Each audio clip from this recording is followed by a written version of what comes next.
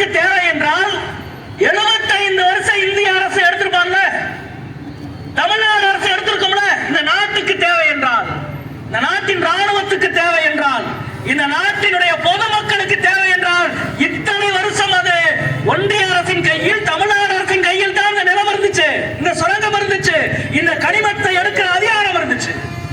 இந்த நாட்டுக்கு தேவையில்லை, மக்களுக்கு தேவையில்லை, இந்திய ராணுவத்துக்கு தேவையில்லை. யாருக்கு இப்ப தேவைன்னா வேதாந்தா என்ற உலக பெரும் பணக்காரனுக்கு தேவை.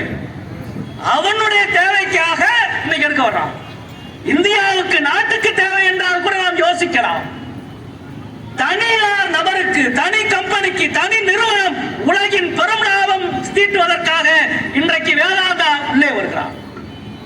நீங்க யோசிச்சு பாருங்க, இந்த டங்ஸ்டன் எடுத்த இடத்தில் இருக்கிற நிலைமை, பெல்ஜியம் நாட்டிலே என்ன நடந்தது என்பதை பற்றி ஒரு பெரிய அறிக்கை இருக்கிறது. சீனாவில் என்ன நடந்தது என்பதை பற்றி அறிக்கை இருக்கிறது. டங்ஸ்டன் சுரங்கம் தோண்டுவதால் என்னென்ன கழிவுகள் வெளிவருகிறது, எவ்வளவு பேருக்கு புற்றுநோய் வந்திருக்கிறது, எவ்வளவு பேருக்கு மாரடைப்பு வந்திருக்கிறது, எவ்வளவு பேருக்கு நுரையீரல் வந்திருக்கிறது அந்த பகுதியில் என்று விவரங்கள் அவ்வளவு இருக்கு. நண்பர்களே, நடந்து முடிந்த நாடாளுமன்ற தேர்தலில் வேலூர் தொகுதியில் மிகப்பெரிய மக்கள் மிகப்பெரிய பலத்தோடு எங்களை ஆதரித்ததற்கு பல நல்ல காரணம் உண்டு. அதுக்கு முக்கியமான காரணம், இந்த மாவட்டத்திலே அதிகமான விபத்துக்களில் மக்கள் இறந்தது மேலூர்ல தான்.